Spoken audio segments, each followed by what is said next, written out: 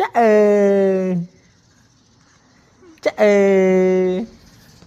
vui ngày nay kia lập bán vai vui.